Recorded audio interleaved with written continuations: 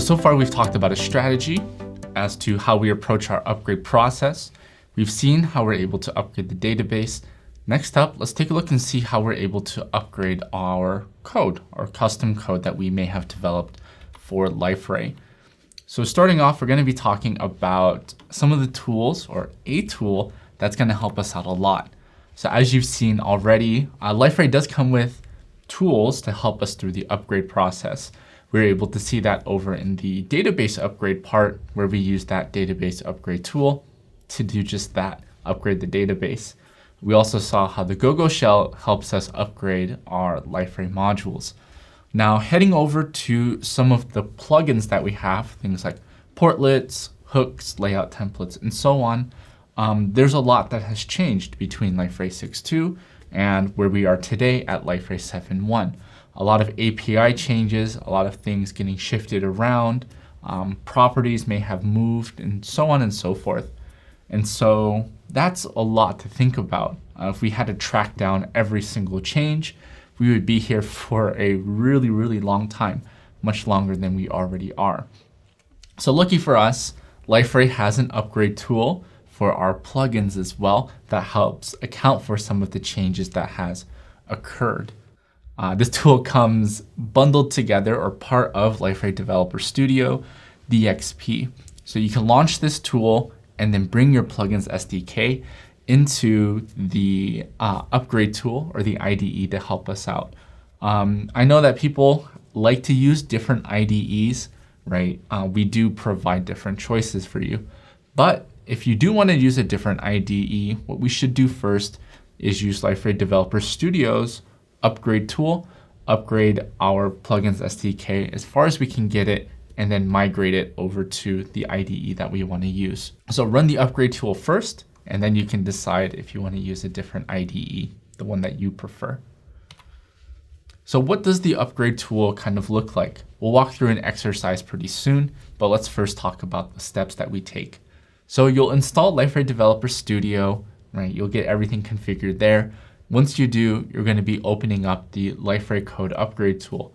It'll give you a welcome message and a kind of a brief description on what it's going to do.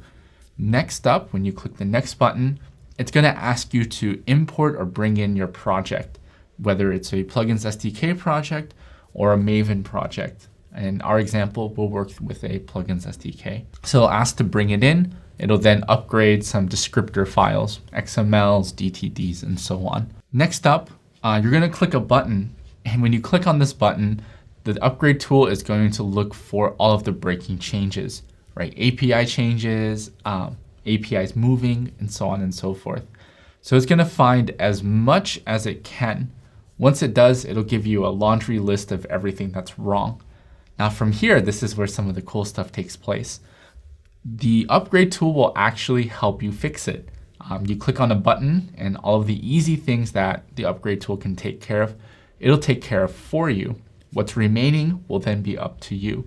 So for example, maybe a bunch of settings have changed.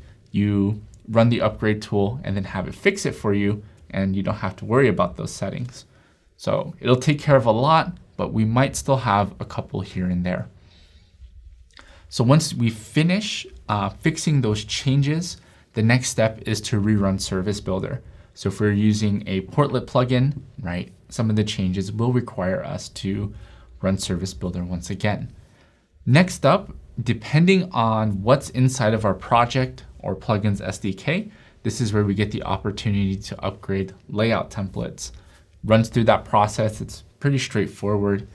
And then next up, we have JSP hooks.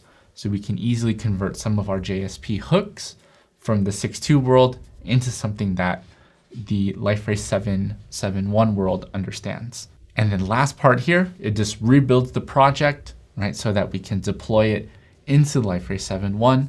And then finally, it'll give you a list of all the things that has occurred.